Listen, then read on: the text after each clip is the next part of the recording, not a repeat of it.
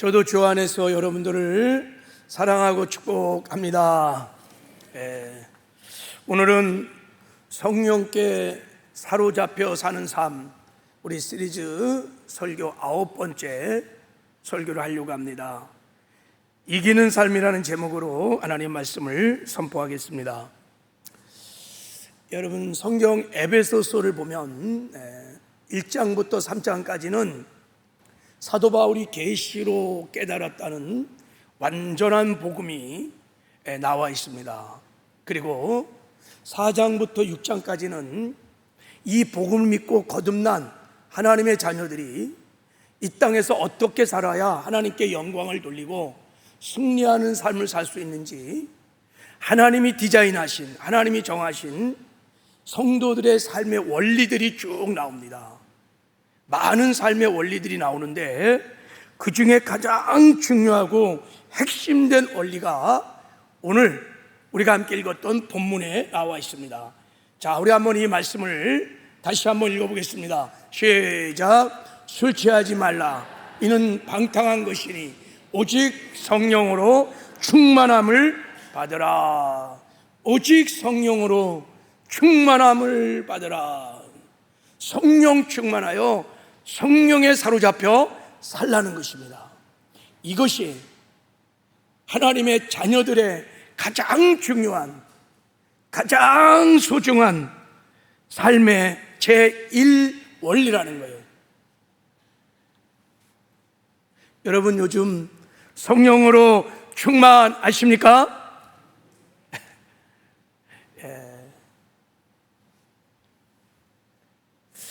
우리가 성령으로 충만하며 사는지 안 사는지, 저 이 원리를 가지고 우리가 지금 신앙생활하고 있는지 안 하는지를 알려면 성령 충만, 즉 본문에서 말한 성령으로 충만함을 받으라 라는 말이 무슨 뜻인지를 일단 이해를 하셔야 돼요.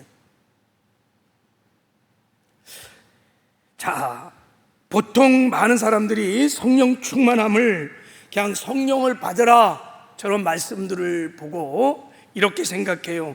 뭔가를 받아야 한다고 생각해요. 드럼통에 기름을 가득 채우듯이 성령을 내 안에 가득 채워야 된다, 이런 생각을 해요. 돈을 많이 소유하듯이 내가 성령을 많이 소유해야 된다, 이것이 성령 충만이라고 생각을 합니다. 아닙니다. 먼저 우리가 알아야 할 것은 성령님은 어떤 물질이나 에너지나 힘이나 이런 게 아니에요. 성령님은 살아계신 하나님이십니다. 완전한 인격을 갖고 계시는 살아계신 하나님이십니다. 그러므로 성령으로 충만함을 받으라는 것은, 성령으로 충만하다는 것은 성령님이 나의 전인격을 지배하고 통치하고 다스리는 상태를 말하는 거예요. 나의 생각과 감정과 의지와 육체를 성령이 주시는 감동에 따라 복종시키는 거예요. 이거를 다시 한마디로 말하면 성령에 사로잡혀 있는 상태, 이거를 성령 충만이라고 그러는 것입니다. 그래서 성령 충만한 사람은 내 맘대로, 내 뜻대로, 내 고집대로 살지 않아요. 성령의 이끌림을 따라 삽니다. 내 삶의 주인이 내가 아니라 성령님이신 거죠. 삶의 주도권이 내게 있는 것이 아니라 성령께 있어요. 이거를 우리는 성령 충만하다라고 말을 하는 것입니다. 어떠세요? 여러분, 성령 충만하십니까? 19세기 세계적인 복음 전도자였던 D.L. 무디의 일화입니다. 어느 도시에서 몇몇 목사님들이 연합 부흥성회를 열고 강사를 누구를 선정할 것인가 하고 기도하는 중에 많은 목사님들이 무디 목사님을 추천했습니다. 무디 목사님을 강사로 모십시다. 그랬더니 어떤 한 분이 비아냥거리면서 이렇게 말했습니다. 아니 뭐 무디가 성령의 독점권이라도 갖고 있답니까? 하면서 반대를 했어요. 그러자 다른 한 목사님이 조용하면서도 단호한 목소리로 이렇게 말했습니다. 그게 아니라 성령님이 무디에 대한 독점권을 갖고 계신 겁니다. 그래서 무디 목사님을 추천하는 것입니다. 이게 바로 성령 충만이란 뜻이에요. 성령께서 그 사람의 전인격을 독점하는 거예요. 지배하는 것입니다. 통치하는 것입니다. 성령께 내가 완전히 사로잡히는 것입니다. 그러면 성령의 능력이 나타납니다. 성령의 인격과 성품이 나타나기 시작해요. 그래서 우리가 그 능력과 그 성품으로 넉넉하게 이기는 승리를 얻게 될 것입니다. 여러분, 우리가 성령 충만하여 성령에 사로잡혀 사는 것이 에베소서는 말합니다. 가장 복된 삶을 사는 길이요, 가장 아름다운 삶을 사는 길이요, 승리하고 형통하는 삶을 사는 길이라는 거예요. 왜 그럴까요? 왜 성령에 사로잡혀 사는 것이 가장 복을 받는 길이요, 형통한 길이요, 세상에 선한 영향을 미치는 아름다운 삶을 사는 길일까요? 왜? 그것은 성령님이 우리의 보혜사이시기 때문입니다. 성령은 보혜사이십니다. 성령은 하나님이시며 완전한 인격을 갖고 계신 하나님이신데 우리의 보혜사이십니다. 보혜사가 무슨 뜻이에요? 파라크레토스, 우리를 도와주기 위해서 우리와 함께 하시는 분이십니다. 성령은 아버지 하나님으로부터 부르심을 받고 하나님의 자녀들을 도와주기 위하여 우리 곁에 오셔서 우리와 함께 하시는 우리의 보혜사, 우리의 돕는 자이십니다. 성령은 우리가 거듭나는 순간부터 천국 갈 때까지 하나님의 자녀들의 모든 필요를 다 도와주시는 우리의 보혜사. 그래서 하나님 아버지께서 예수 그리스도를 주신 이후에 구원 이후에 주시는 최고의 카리스, 최고의 선물이 보혜사 성령 하나님을 보내주시는 것입니다. 그래서 여러분, 우리가 성령 충만하여 성령에 사로잡혀 사는 것이 이 땅에서 우리가 승리하는 삶을 사는 길이요, 형통하는 삶을 사는 길이요, 복을 받는 길인 줄 믿습니다. 그래서 우리 지금까지 로마서 8장을 상고하면서 성령에 사로잡혀 살 때 우리가 누리는 자녀됨의 권세들을 살펴보았어요. 우리가 성령 충만하여 성령에 사로잡히면 마음과 목숨과 뜻을 다해 하나님을 사랑하는 사랑의 삶을 살 수 있습니다. 원수도 사랑하는 사랑의 삶을 살 수 있습니다.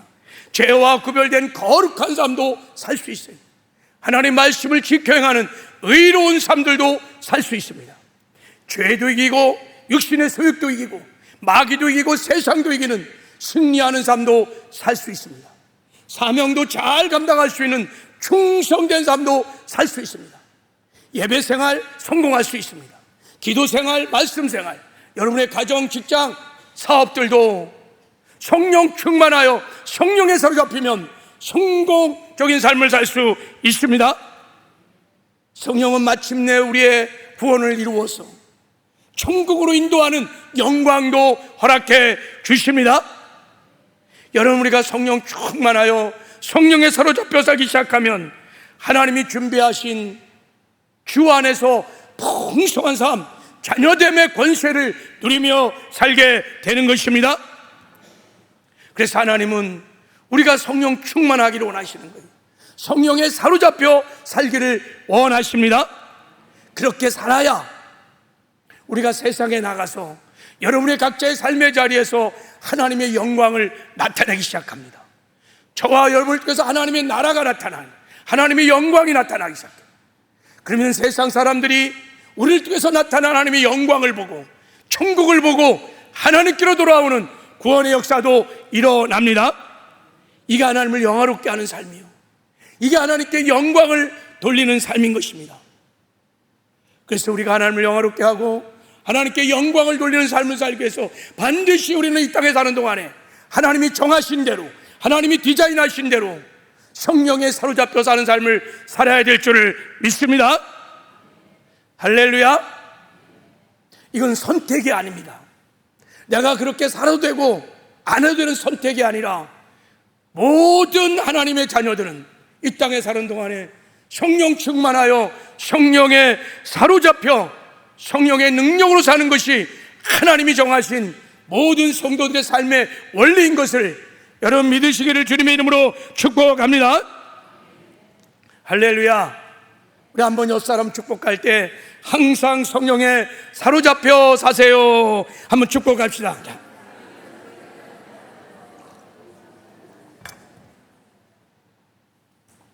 오늘 진정으로 여러분의 삶 가운데 이런 결단들이 있기를 주님의 이름으로 축복합니다. 제가 계속 지금까지 시리즈 설교를 하는 궁극적인 목적은 그런 거예요. 여러분이 성령을 사모하고 성령님을 인정하고 환영하고 모셔드리고 늘 성령에 사로잡혀서 성령과 동행하는 삶을 살아내는 거예요. 할렐루야. 그러려면 여러분 성령을 사모하며 성령을 구하셔야 합니다. 늘 성령의 충만함을 구하시기를 바랍니다.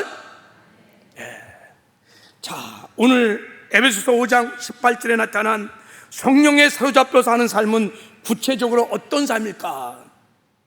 오늘 본문 말씀을 보면 성령에 사로잡혀 사는 삶이 어떤 삶인지를 우리에게 보여주기 위해서 술 취함과 성령 충만을 대비하여 우리에게 설명하는 것을 알게 됩니다. 술 취하지 마라. 이는 방탕한 것이니 오직 성령으로 충만함을 받으라. 이렇게 말하고 있어요. 술과 성령을 대비시키는 이유가 두 가지가 있어요. 첫 번째는 술 취함과 성령의 충만함이 너무 비슷한 점이 많다는 거야. 또 하나는 반대로 너무 대조적이고 본질적으로 다른 점이 많다는 거예요. 그래서 술 취함과 성령 충만함의 그 같은 점과 다른 점을 비교해 보면서 성령 충만하여 성령에 사로잡혀 사는 삶이 어떤 삶인지를 이제 한번 우리 에베소서를 통해서 앞으로 살펴보기를 원합니다. 자, 오늘은 첫 번째 중요한 원리를 한번 살펴보겠습니다. 자, 우리가 첫 번째 성령에 사로잡혀 살면, 자, 첫 번째는 이기는 삶을 살아요. 자, 우리 그 밑에 작은 글씨를 한번 읽어보겠습니다. 시작. 성령에 사로잡혀 살면 성령의 능력으로 승리합니다. 먼저 술 취함과 성령 충만은 같은 점이 있습니다. 그것이 둘 다 어떤 힘에 사로잡혀 산다는 거예요. 술에 취한 사람은 술 기운에 사로잡혀 살아요. 다시 말하면 술의 지배를 받는다는 거예요.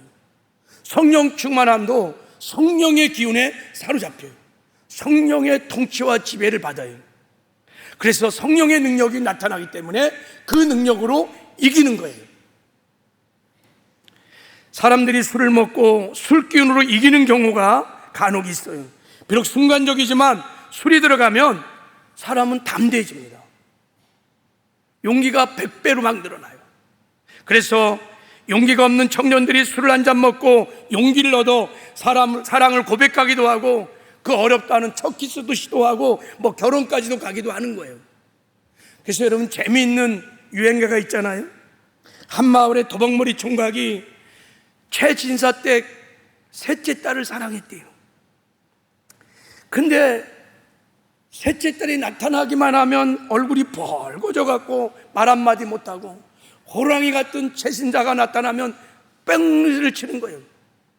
그러다 어느 날 이 도박머리 청년이 술을 잔뜩 먹고 술 기운으로 최신자에게 들어간 거예요.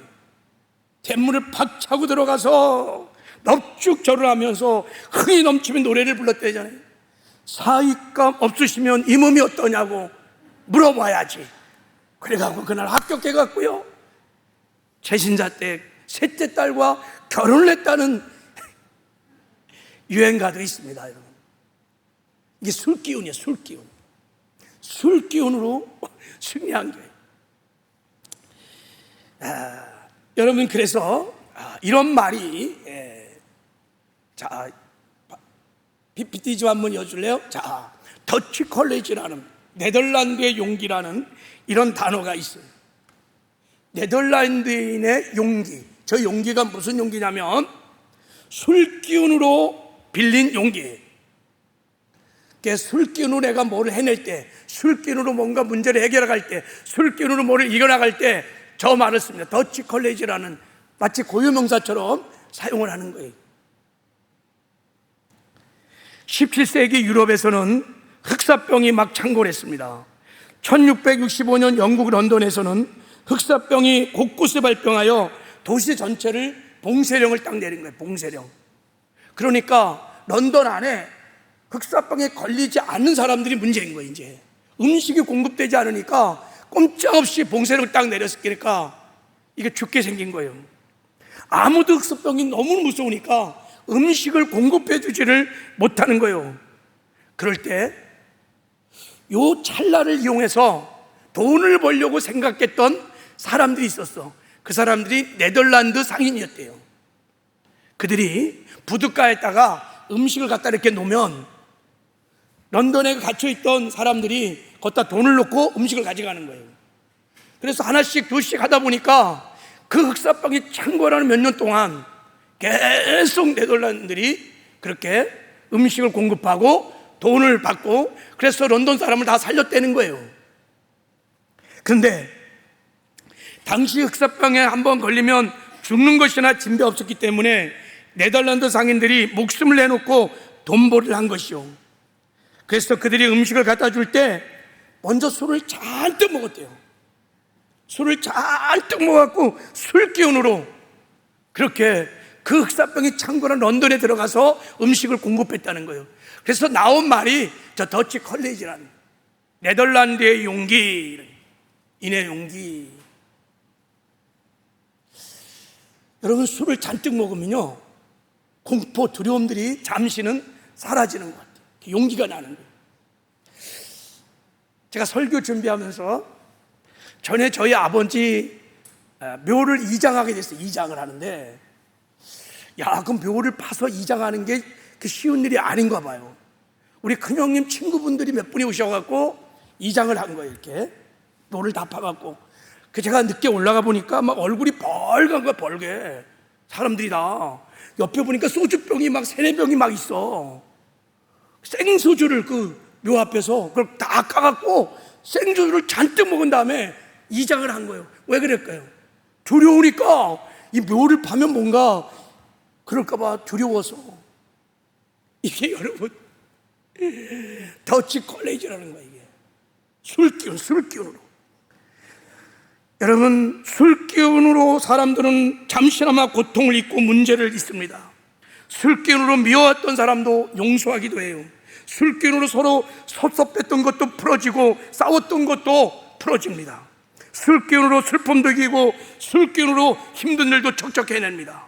술기운으로 여러분 울면서 가슴에 담았던 울분과 그리고 아픔도 다 토해버리고 시원함을 얻기도 해요.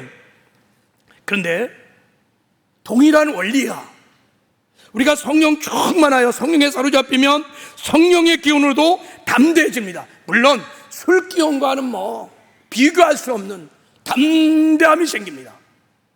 그래서 성령이 주시는 담대함으로, 성령이 주시는 능력으로 우리가 넉넉하게 이기게 됩니다. 여러분, 초대교회 특히 제자들이 굉장한 겁쟁이들이었습니다. 예수님이 체포당했을 때, 목요일날 밤에 체포됐을 때 그 3년 동안 따라다녔던 제자들이 다 도망가. 36개 주랭랑. 수제자라고 말하는 베드로도요, 그 계집종 앞에서 예수님을 저주하면서 부인합니다. 얼마나 죽음의 공포가 두려우면. 그러다가 그들이 오순절날 성령을 받습니다. 급하고 강한 바람처럼 막 성령이 그들을 강타해갖고 그들이 성령이 막 사로잡히니까 방 안에 꼭꼭 숨어 있었던 그들이 막 방문을 팍 차고 나가서 막 복음을 막 전하기 시작했어요. 그러니까 이 제자들을 보고 세상 사람들이 이렇게 말했습니다. 이 어찌 된 일이냐? 저들이 새술에 취하였도다. 새술에 취하였도다. 뭔가 술 취한 것 같은데 세상 술은 아닌 것 같고 뭔가 새술에 취하였도다 하면서 막 얘기를 했어요. 그때 베드로가 이렇게 답변했습니다. 여러분, 때가 제 삼신이 여러분의 생각같이 이 사람들이 술 취한 것이 아닙니다. 요엘 선자가 예언하기를 말세가 되면 성령을 부어준다고 하셨는데 우리가 성령을 받았습니다. 성령 충만해서 그런 것입니다 하면서 막 복음을 막 담대하게 전하기 시작했어요. 복음을 막 전하는데 누구에게 전했느냐? 예수님을 십자가에 못 박아 죽인 재판장 앞에서도 복음을 막 전하다가 체포를 당한 거예요. 그러니까 재판장이 말합니다. 당신들 이제부터 예수 이름으로 복음을 전하지 마시오. 십자가 이야기를 하지 마시오. 예수가 부활했다고 말하지 마시오. 그때 한결같이 제자들이 말합니다. 당신의 말을 듣는 것과 하나님의 말씀을 듣는 것이 어느 것이 옳은지 당신이 판단하시오. 막 성령 충만하니까 예수를 잡아 죽였던 재판관도 무섭지 않아요. 베스다 총독도 무섭지 않아요. 아그리파 대왕도 무섭지 않아요. 오직 무서운 건 하나님 한 분밖에 없는 거예요. 성령 충만하니까 세상에 그 누구도 그 무엇도 어떤 문제도 두려워하지 않았던 거예요. 그들이 복음을 전하다가 마침내 다 순교를 당합니다. 순교를 당할 때 그들이 사망의 두려움 속에서 떨었을까? 저는 그렇게 생각하지 않아요. 그들이 성령에 사로잡혀서 성령의 능력으로 감사하며 기뻐하며 기꺼이 여러분 순교를 받았습니다. 초대교회 성도들은 성령 충만하여 성령에 사로잡혀 그 능력으로 자신을 이겼어요. 죄를 이기고 마귀를 이기고 세상을 이기고 그 무시무심한 카타곰의 그 고통들, 그 핍박들을 다 이기는 승리의 삶을 살아낸 줄 믿습니다. 지금도 마찬가지.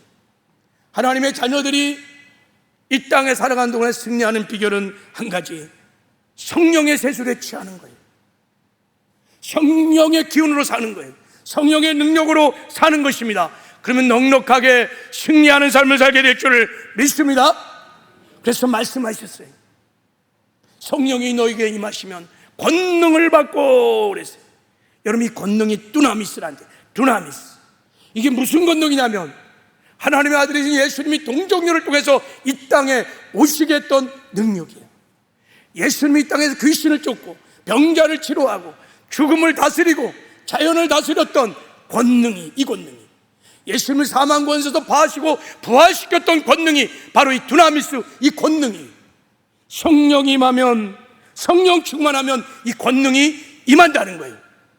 그래서 우리가 이 권능으로, 이 능력으로 죄와 마귀와 세상을 이깁니다. 고난도 두려워하지 않고 이깁니다. 슬픔 속에서 감사할 수 있습니다. 험한 세상 속에서 찬송하고 기뻐할 수 있습니다. 병든 자도 치료하는 놀라운 치료의 역사도 일어납니다. 할렐루야. 예, 성령 충만할 수 있다면, 성령에 사로잡혀 살 수 있다면 세상이 그런 사람을 감당하지 못할 것입니다.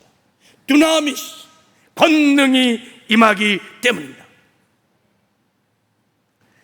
여러분, 이 세상에서 가장 성령 충만했던 분, 그리고 완벽한 승리의 삶을 살았던 분이 누굴까? 두말할 것도 없이 그분이 예수님이세요. 여러분, 예수님은 가는 곳마다 귀신을 쫓아내고 병든 자를 고치고 죽은 자를 살리며 자연 만물을 다스렸는데, 당신이 메시아 그리스도이심을 드러내고 나타내는 능력 사역을 했어요. 아버지의 뜻을 이루어가는 이기는 삶을 사셨습니다. 예수님이 이 땅에 사는 동안에 죄와 전혀 상관없는 거룩한 삶을 사셨습니다. 아버지의 뜻에 100% 순종하는 의로운 삶을 사셨습니다. 원수까지 사랑하시면서 세상에 선한 영향을 미치는 아름다운 삶을 사셨습니다. 예수님은 한 번도 당신의 뜻대로, 당신의 고집대로 마음대로 육신의 소욕을 따라 살지 않냐고 언제나 하나님의 뜻대로 순종하며 살았습니다. 그리고 마지막 십자가에 못 박혀 이제 천국 가기 전에 이렇게 말했습니다. 다 이루었다. 테텔레스타이, 아버지여, 내가 아버지의 뜻을 다 이루었나이다. 예수님은 정말 완벽한 승리를 했습니다. 어떻게 예수님이 이런 승리의 삶을 살았을까? 그 승리의 비결이 뭘까? 이렇게 물으면 사람들은요, 그거야 예수님이 하나님이시니까 그렇지요. 예수님이 하나님의 아들, 하나님이시니까 하나님의 능력으로 그런 승리하는 삶을 살았겠지요 라고 대답. 아닙니다. 예수님은 100% 신성을 가진 하나님이셨죠. 동시에 100% 인성을 가진 완전한 사람이었습니다. 예수님이 이 땅에 사는 동안에 당신의 신적 능력을 사용하지 않으셨습니다. 오직 성령 충만하여 성령의 능력으로 이 아름다운 승리의 삶을 살게 된 줄 믿습니다. 우리 한번 보세요. 누가복음 4장에 보면 예수께서 공생애를 시작하기 전에 마귀와의 큰 전쟁을, 가장 먼저 마귀와 영적 전쟁을 치릅니다. 왜 그러냐면 예수님이 이 땅에 오신 목적이 뭐냐면 마귀를 진멸하고 그리고 인간을 구원하시는 것이 예수님이 오신 목적이기 때문에 첫 번째 마귀와의 영적 전쟁이 벌어집니다. 예수님이 40일 금식했어요. 광야에서. 그것도 아무것도 먹지 않으셨어요. 마시지도 않으셨습니다. 육신은 굉장히 고나고 지쳤을 것입니다. 근데 마귀와의 영적 전쟁이 벌어졌는데 결과가 어떻습니까? 마귀와 3라운드 KO패, 완전히 마귀를 KO패 시켰어요. 예수님이 대승리를 거뒀습니다. 광야에서의 영적 전쟁은 마귀를 이긴 승리였고, 죄와 사망의 권세를 이긴 승리였고, 세상의 권세를 이긴 승리였고, 자신의 육신을 이긴 승리였습니다. 어떻게 예수님이 승리했을까? 비결이 뭘까? 성경은 이렇게 말합니다. 자, 우리 누가복음 4장 1절 한번 읽겠습니다. 시작. 예수께서 성령의 충만을 입어 요단강에서 돌아오사 광야에서 40일 동안 성령에게 이끌리시며, 이렇게 나와요. 요단강에서 세례를 받으시고 기도하다가 성령의 충만한 기름 부심을 받고 성령 충만하여 성령에 사로잡혀서 광야에 들어가서 마귀와 영적 전쟁을 치른 거예요. 그래서 성령의 능력으로 대승리를 하게 된 줄 믿습니다. 그리고 예수님이 가는 곳마다 귀신을 쫓아내고 병든 자를 일으키고 가난한 자에게 복음을 전하고 포로된 자를 자유케 하고 눈먼 자를 다시 보게 하고 눌린 자를 자유케 하는 능력 사역을 할 수 있었어요. 능력 사역을 하셨어요. 하나님 나라가 이 땅에 임했다는 것을 그냥 눈으로 보여주는 능력 사역을 했어요. 어떻게 이런 승리의 삶을 살 수 있었을까요? 자, 성경은 이렇게 말합니다. 자, 우리 누가복음 4장 18절 같이 읽겠습니다. 시작. 주의 성령이 내게 임하셨으니 이는 가난한 자에게 복음을 전하게 하시려고 내게 기름을 부으시고 나를 보내사 포로된 자에게 자유를, 눈먼 자에게 다시 보게 함을 전파하며 눌린 자를 자유롭게 하고. 주의 성령이 내게 임하셔서 성령이 나에게 기름 부으셨기 때문에 능력을 부어줬다는 거예요. 그래서 성령의 능력으로 가난한 자에게 복음을 전할 수 있었다는 거예요. 눈먼 자를 뜨게 하고 눌린 자를 자유케 하고 능력 사역을 감당했다는 것입니다. 예수님의 승리의 비결은 성령께 있었습니다. 그래서 밤이 맞도록 새벽 미명에 그토록 기도를 한 거예요. 왜요? 성령에 사로잡히기 위해서.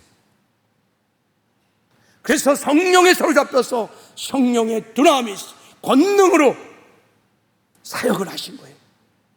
그래서 큰 승리가 예수님의 삶 속에 있었던 것입니다. 이렇게 승리의 삶을 살았던 예수님께서 우리에게 놀라운 약속을 하셨어요. 자, 어떤 약속을 했냐면, 자, 우리 요한복음 14장 12절 한번 말씀을 읽겠습니다. 시작. 내가 진실로 진실로 너에게 이르노니 나를 믿는 자는 내게 하는 일을 그도 할 것이요 또한 그보다 큰 일을 하리니 이는 내가 아버지께로 감이니라. 그래서 나를 믿는 자는 나의 일을 할 거라는 거예요. 너희들이 능력 사역해서 하나님의 뜻을 이루는 승리하는 삶을 살 수 있다는 거예요. 그리고 나의 일을 할 뿐만 아니라 더 큰 일을 할 수 있다는 거예요. 야, 정말 도전이 되는 놀라운 말씀 아닙니까? 어떻게 우리가 예수님보다 큰 일을 할 수 있냐 이거예요. 그 이유가 뭐라고 그러냐면 이는 내가 아버지께로 가기 때문이라는 거예요. 이는 내가 아버지께로 가기 때문에 너희들이 나의 일을 할 것이고 나보다 큰 일을 할 수 있다는 거예요. 그러면 예수님이 아버지께 가면 무슨 일이 일어납니까? 자, 우리 읽겠습니다. 시작. 내가 아버지께 구하겠으니 그가 또 다른 보혜사를 너에게 주사 영원토록 너희와 함께 있게 하리니. 예수님이 죽으시고 부활하시고 승천하늘 보좌에 앉으시면 보혜사 성령 하나님이 우리에게 오셔서 영원히 우리와 함께 하신다는 거예요. 할렐루야. 그러므로 너희들이 성령 충만하여 성령에 사로잡히면 나의 일을 할 것이요 나보다 더 큰 일을 할 수 있다고 말씀하시는 것입니다. 네가 아버지의 뜻을 이루가는 승리하는 이기는 삶을 살 수 있다는 거예요. 그렇습니다, 여러분. 우리가 성령 충만하면요, 거듭난 그리스도인들은 죄를 이깁니다. 육신의 소욕을 다 이깁니다. 세상도 이깁니다. 사망도 이깁니다. 사망의 그림자인 가난, 저주, 질병 다 이길 수 있습니다. 할렐루야. 여기에 승리의 비결이 있습니다. 그래서 에베소에서 성령에 사로잡혀 사는 것이 모든 성도들의 삶의 제1 원리인 것입니다. 이렇게 살아야 하나님께 영광을 돌리고 하나님을 영화롭게 하고 너희가 세상에 나가 빛과 소금의 역할을 감당할 수 있다는 것입니다. 할렐루야. 제가 대학 다닐 때 우리 대학의 교목이 오경림 감독이었습니다. 이 목사님이 감리교에서는 굉장히 유명하신 목사님이죠. 저 충남 서산에서 목회를 하셨는데, 목회를 하시다가 목회가 잘 돼갖고 동대문 감리교회, 큰 교회로 이제 4대인가 5대 목사님으로 오셨어. 거기서 목회하시다가 은퇴를 하셨는데, 처음에 목회를 잘한 것이 아닙니다. 목사님이 그런 고백까지, 나는 성령을 받지 않았다는 거예요. 성령세를 경험하지 않았다는 거예요. 사도행전 19장에 나오는 아볼로 목사처럼 그렇게 목회를 했대요. 그러니까 목회가 잘 안 되고 굉장히 힘든 목회를 하다가 폐결핵, 그 당시만 해도 폐결핵은 굉장히 아주 무서운 질병이었던 것 같아요. 그래갖고 목회를 이제 포기할 입장이에요. 목회도 안 된 데다가 몸도 다 망가지고, 그래갖고 목회를 이제 포기하는 위기까지 와서 그때 산에 가서 기도를 했다는 거예요. 이제 어차피 목회도 못하고, 그러니 하나님 앞에 약복강의 야곱처럼 한번 씨름을 하나님께 막 기도하는데 성령의 불을 받았답니다. 뜨거운 불덩이가 자신의 가슴팍을 치고 들어오더니 그래서 떼굴떼굴 산에서 굴렀대요. 불이 임해갖고, 그 당시만 해도 산기도를 많이 다녔잖아요. 그렇게 떼굴떼굴 굴고 불을 받아갖고 성령을 받아갖고 그러고 있는데, 내면에서 감동, 성령의 음성이 들려오는데, 로마서 8장 11절 말씀을 다 주시되는 거예요. 예수를 죽은 자 가운데 살리신 이의 영이 너희 안에 거하시면 그리스도 예수의 죽은 자 가운데 살리신 이가 너희 안에 거하시는 그 영으로 말미암아 너희 죽을 몸도 살리리라. 성령이 너의 죽을 몸을 살리리라, 이 말씀이에요. 그래갖고요, 거기서 성령을 받고요, 그 불칠하고 맞던 당시 폐결핵이 깨끗하게 치유돼갖고, 그때부터 목회를 하는데 성령이 사로잡혀서 목회를 간 거예요. 그러니까 목회가 잘 돼갖고, 저 오경림 동대문 감리교에서 목사님을 부르신 거예요. 이렇게 거기서 목회를 잘 하시다가 은퇴하신 후에 저희 대학에 교목으로 오신 거예요. 교목으로. 목사님 모일 때마다 우리에게 하신 말씀이 늘 한 가지야. 여러분, 성령 받으세요. 성령 충만하세요. 성령에 사로잡혀 사세요. 맨날 이 말씀을 전했어요. 성령에 사로잡혀 사세요. 성령에 사로잡혀. 그래갖고 우리도 모이면요, 맨 하는 기도가 뭐냐? 성령 충만이야. 성령 충만. 그래갖고 우리가 MT를 갔어. 제가 예수 믿은 지 1년도 안 돼서 MT 가서, 저 소요산에 MT 가서 기도하다가 성령을 받은 거예요. 저도 불같은 성령을 받았어요. 그날 방언도 받았어요. 기도 생활도 회복되고 예배도 회복되고 전도도 열심히 했어요. 그 이후로 성령을 한번 맛보고 나니까요, 성령 충만이 사모되는 거예요.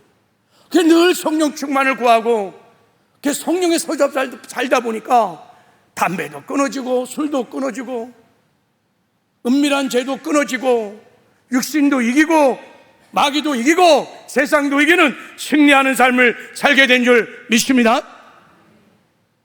생각해보면 성령의 능력으로 저도 이기는 삶을 살았어요. 돌아가기 몇 개월 전에 목사님을 찾아뵀을 때 목사님이 저에게 이런 말씀을 하셨어요. 조 목사, 성령의 능력을 받으라. 성령의 불을 받아야 한다. 설교의 내용이 좋다고 사람이 변하는 것이 아니다. 좋은 예와 신학적인 지식, 성경에 대한 지식, 이것만 가지고 안 된다. 성령님만이 사람들을 변화시킨다. 조 목사가 성령님에게 사로잡힐 때 사람들은 조 목사를 필요로 한다.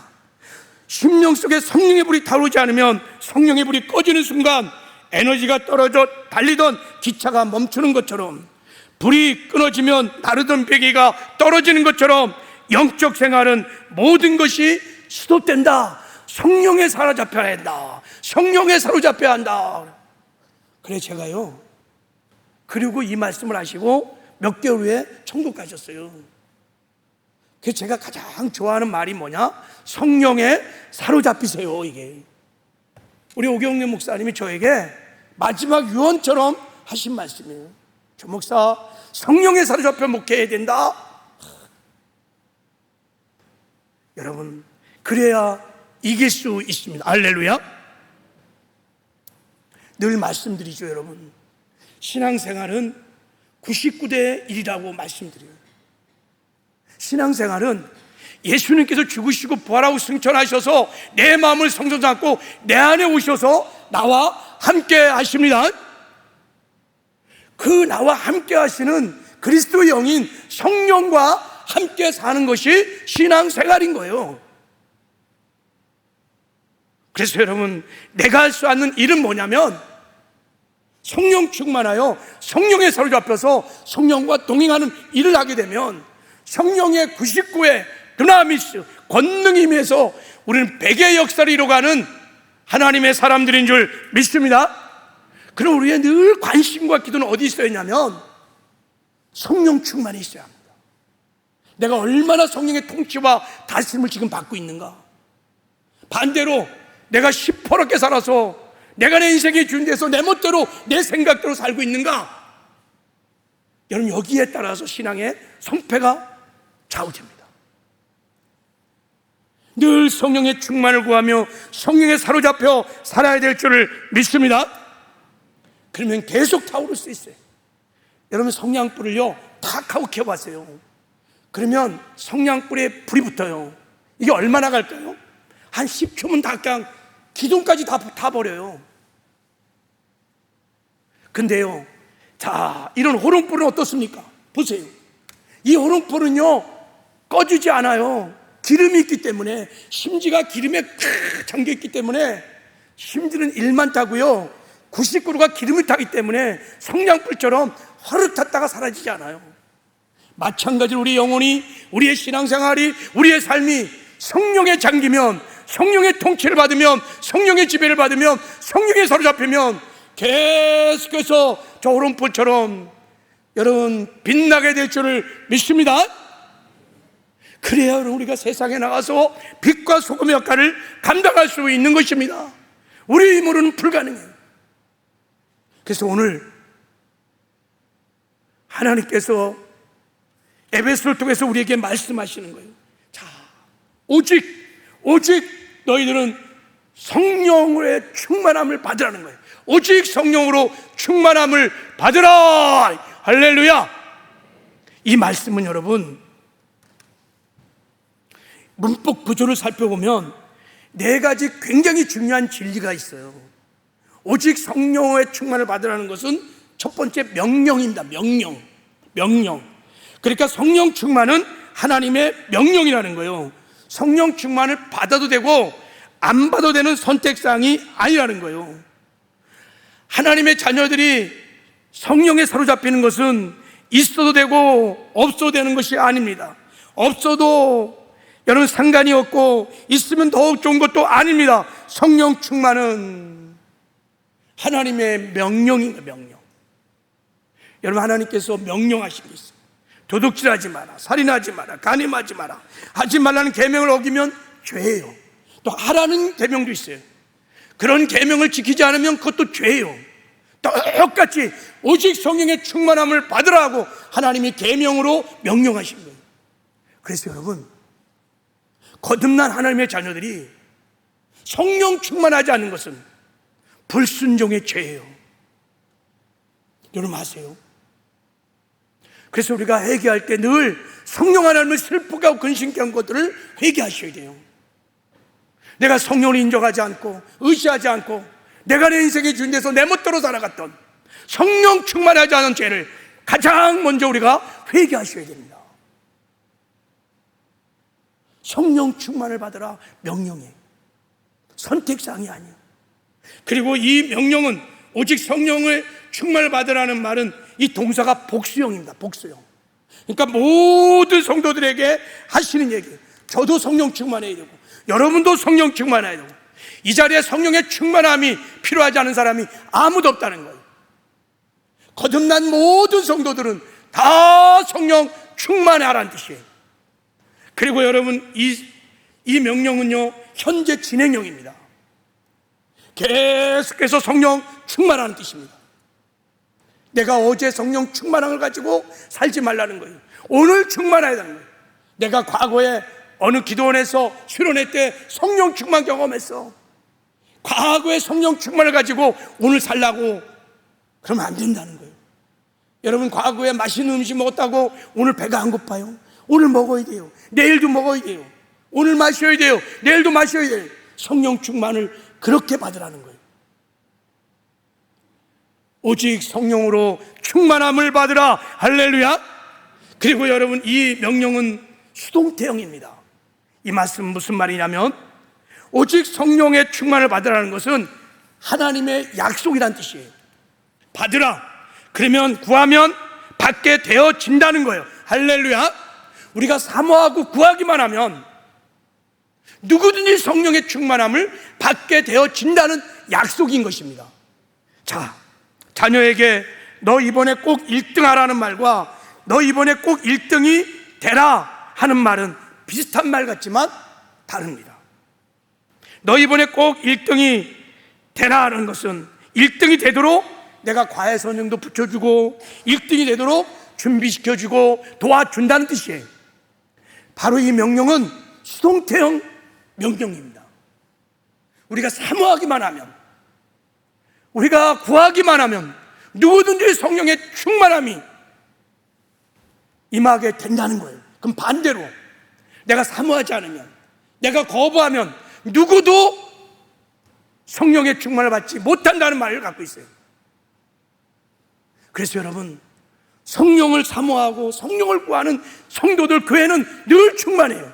반대로 성령을 무시하고 인정하지도 않고 갈망하지도 않는 사람들은요 평생 가도 성령세가 뭔지, 방언이 뭔지, 성령 충만이 뭔지, 성령에 사로잡는다는 것이 뭔지 몰라. 맛을 못 봤기 때문에. 여러분 이 하나님의 명령에 우리가 순종하여 늘 성령 충만하기를 주님의 이름으로 축복합니다. 그래서 성령에 사로잡혀서 여러분 이기는 삶을 살아서 하나님의 기쁨이 되고 하나님을 영화롭게 하고 세상에 나가 빛과 소금의 역할을 감당하는 저와 여러분 되기를 주님의 이름으로 축복합니다. 우리 찬송가 191장 우리 성령을 사모하며 이 찬양 부르고 한번 말씀 붙들고 한번 기도하겠습니다.